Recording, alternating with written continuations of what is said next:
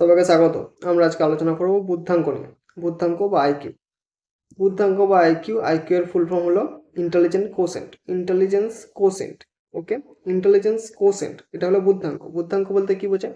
বুদ্ধাঙ্ক বলতে বোঝায় একটা বুদ্ধির একক ধরতে পারে, বুদ্ধির একক যেটার মাধ্যমে আমরা বুদ্ধিকে প্রকাশ করতে পারি। তো মনোবিদ স্টার্ন ছিলেন, তিনি প্রথম বুদ্ধাঙ্ক শব্দের ব্যবহার করেছিলেন। তিনি বুদ্ধাঙ্কের নির্ণয় করেননি, কিন্তু তিনি শুধু শব্দটাকে ব্যবহার করেছিলেন। যদি আমরা একটা একক বানাই তাহলে তাকে আমরা বুদ্ধাঙ্ক বলবো। ঠিক আছে, কে এটাকে নির্ণয় করেছিলেন? 1916 খ্রিস্টাব্দে আমেরিকার স্ট্যানফোর্ড বিশ্ববিদ্যালয়ের অধ্যাপক ছিলেন টারম্যান। তিনি যখন বিনের অভিক্ষাকে সংশোধন করলেন তখন তিনি সর্বপ্রথম বুদ্ধাঙ্কের ব্যবহার করেন। ঠিক আছে, তো তিনি যখন বিনের অভিক্ষা যেটা ছিল সেটা তিনি হাতে পেলেন, তখন তিনি সেটাকে সংস্করণ করেছিলেন একটা। সেই সংস্করণের মধ্যে তিনি একটা শব্দ অ্যাড করলেন, তিনি সেটাকে নির্ণয় করলেন যে কিভাবে সেটাকে ক্যালকুলেট করতে হবে, সেটাকেও বললেন। সেটা হলো বুদ্ধাঙ্ক। ঠিক আছে, তো কী করে ক্যালকুলেট করতে হবে? বুদ্ধাঙ্ক ক্যালকুলেট করতে হবে একটাই পদ্ধতি, মানসিক বয়স বাই প্রকৃত বয়স গুণ 100। ঠিক আছে, মানসিক বয়স বাই প্রকৃত বয়স গুণ 100।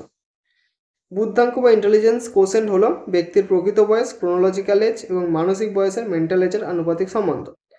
এখানে বলছে যে একজনের মানসিক বয়স আর প্রকৃত বয়সকে যদি আমরা ভাগ করি তাহলে আমরা বুদ্ধাঙ্ক পাবো। তাহলে আমরা 100 দিয়ে কেন গুণ করছি, এটা কোশ্চেনে আসবে। 100 দিয়ে কেন গুণ করছি? কারণ আমরা ভগ্নাংশকে এড়াতে চাই।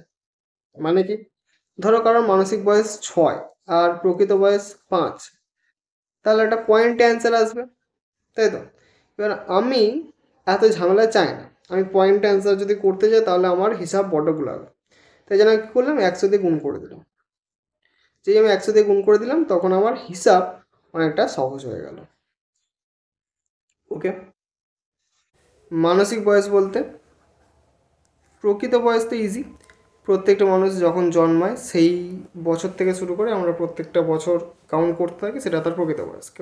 কারোর জন্ম যদি 2000 সালে হয় তাহলে তারপরের বছর তার 1 বছর। কিন্তু মানসিক বয়স যেটা হয় সেটা তার দেহের বা জন্ম থেকে যে বয়স চলছে সেই অনুযায়ী সেটা হয়। সেটা কি হয়? মানসিক বয়স বলতে তার বুদ্ধি বা তার মনের কতটা বয়স হলো। অর্থাৎ একটা বাচ্চা যেভাবে ভাবনা চিন্তা করে, যে ধরনের জিনিসপত্র সে ভাবনা চিন্তা করতে পারে, একটা বড় ব্যক্তি তার যার বয়স বেশি সে বেশি করতে পারে, সে তার ভাবনা চিন্তা আরও জটিল হয়ে যায়, আরও জটিল ভাবনা চিন্তা সে করতে পারে। কিন্তু এমনও হতে পারে যে একজন বড় হয়ে গেছে কিন্তু সে জটিল ভাবনা চিন্তা করতে পারছে না, তার মানে তার মানসিক বয়স তার বয়সের তুলনায় কম। আবার এটাও হতে পারে যে কেউ কম বয়স কিন্তু সে তার বয়সের থেকে বেশি ভাবনা চিন্তা করতে পারে, বেশি জিনিসপত্রকে সে, বেশি জটিল জিনিসপত্রকে সে ব্রেনের মধ্যে ক্যালকুলেট করতে পারে। হতে পারে সে 6-এ পড়ে কিন্তু সে ক্লাস 8-এ জিনিসপত্রকে করতে পারছে, বুঝতে পারছে। তাহলে তাহলে আমরা বলতে পারি যে এই বাচ্চাটা যে 6-এ পড়ে তার মানসিক বয়স তার বয়সের থেকে বেশি।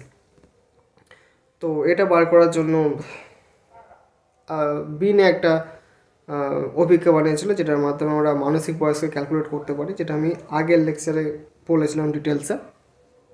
এবারে এই অভিক্ষাগুলোকে ব্যবহার করে আমরা একজনের মানসিক বয়সকে ক্যালকুলেট করতে পারবো, করে তাকে প্রকৃত বয়স দিয়ে ভাগ করে আর 100 দিয়ে গুণ করলে আমরা তাহলে বুদ্ধাঙ্ক পেয়ে যাব। চল, তারপর এই সূত্রের উপর বেস করে কোশ্চেন আসে, মানে ম্যাথ আসে, জিজ্ঞাসা করবে বুদ্ধাঙ্ক কত।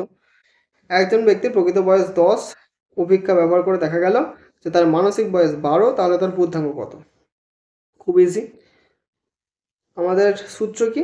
আমাদের সূত্র হলো যে মানসিক বয়স ভাগ প্রকৃত বয়স। তো প্রকৃত বয়স কত আছে? প্রকৃত বয়স আছে 10, নিচে 10, মানসিক বয়স 12, মানসিক বয়স আমি উপরে লিখবো, ভুল লিখেছি আমি। প্রকৃত বয়স 10, মানসিক বয়স 12। ওকে, তাহলে 120।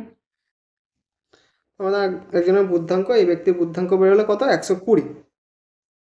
এবারে আমাদেরকে কোশ্চেন করে যে 120, তাহলে সেই ব্যক্তি বুদ্ধি কি বেশি না কম, নাকি নর্মাল রেঞ্জে আছে? তো যেটা আছে সেটা হলো 90 থেকে 90 থেকে 109 পর্যন্ত যদি কারোর বুদ্ধাঙ্ক আসে সেটাকে নর্মাল রেঞ্জে ধরা হয়। এর ওপরে যদি থাকে তাহলে সেটা হবে অনেক বেশি বুদ্ধাঙ্ক, আর এর নিচে যদি কেউ থাকে তাহলে সেটা হবে কম বুদ্ধাঙ্ক বা কম আইকিউ, তার বুদ্ধি কম। উপরে বেশি আইকিউ বুদ্ধি বেশি, নিচে কম আইকিউ বুদ্ধি কম।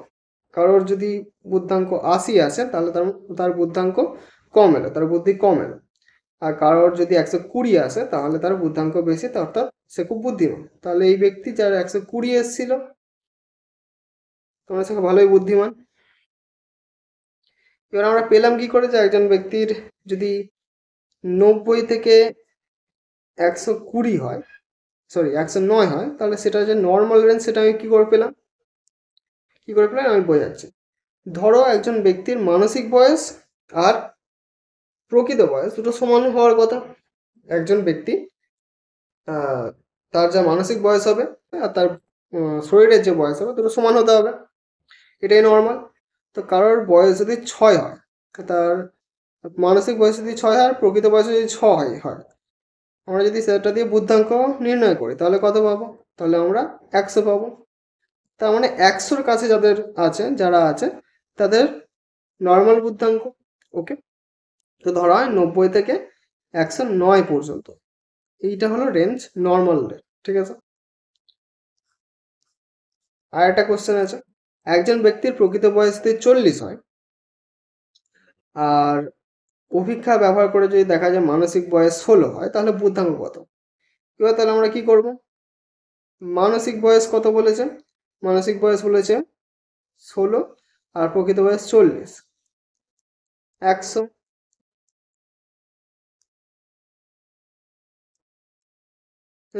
তাহলে কি এই ব্যক্তি বুদ্ধাঙ্ক কম?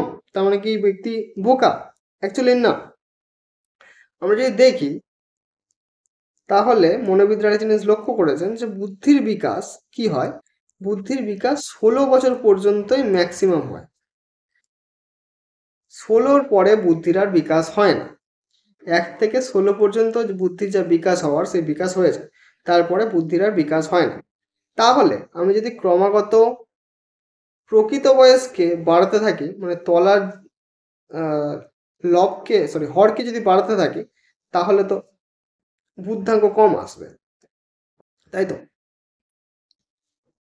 আমি একটা ভগ্নাংশ বার করছি, সেই ভগ্নাংশে যদি এইটা 16 বছর পর্যন্ত কনস্ট্যান্ট থেকে যায় তারপরে আর না বেড়ে থাকে, আর এইটা হর প্রতিনিয়ত বাড়তে থাকে, তাহলে তো ভগ্নাংশের মান কমে যাচ্ছে, তাই তো? তাহলে কি করা হয়? তাহলে সেই কারণের জন্য যেরকম প্রকৃত বুদ্ধির বিকাশ 16 বছরের পরে আর হয় না, তো 16 বছর পর্যন্ত তার যা মানসিক বয়স, মানে 16 বছরে তার যা মানসিক বয়স ছিল 40 বছরেও তার মানসিক বয়স যদি সেম থাকে, তার মানে 40 বছরে তার 16 বছরের মানসিক এজ বের করলাম আমি। ওকে, সেমই তো আছে, 70 বছর পর্যন্ত সেমই থাকবে। ওকে, তাই জন্য আমি কী করব, আমি প্রকৃত বয়সকেও 16 ধরব, 16-র বেশি আর আমি প্রকৃত বয়সকে ধরবো না। সে যে এজেরই ব্যক্তি হোক না কেন, মানে 16-র পরে আমি তার ম্যাক্সিমাম এজ লিমিট 16 হবে। যদি 70 বছর হয় তাকে আমি 16 ধরবো, যদি 30 বছর হয় তাকে আমি 16 ধরবো। সে 16-র পরে যত এজই একজন ব্যক্তির হোক না কেন সেটাকে আমি 16ই ধরবো। মানসিক বয়স চেঞ্জ হতে পারে, মানসিক বয়স যেটা তার অভিজ্ঞতা প্রয়োগ করে দেখা গেছে সেই বয়সটাই থাকবে, কিন্তু প্রকৃত বয়স সবসময় আমি ম্যাক্সিমাম 16 ধরবো, তার থেকে বেশি ধরবো না। তাহলে এক্ষেত্রে কী হবে, মানসিক বয়স 16, প্রকৃত বয়স 16, 100, তার মানে 100 নর্মাল রেঞ্জে তার বুদ্ধি আছে। ঠিক আছে।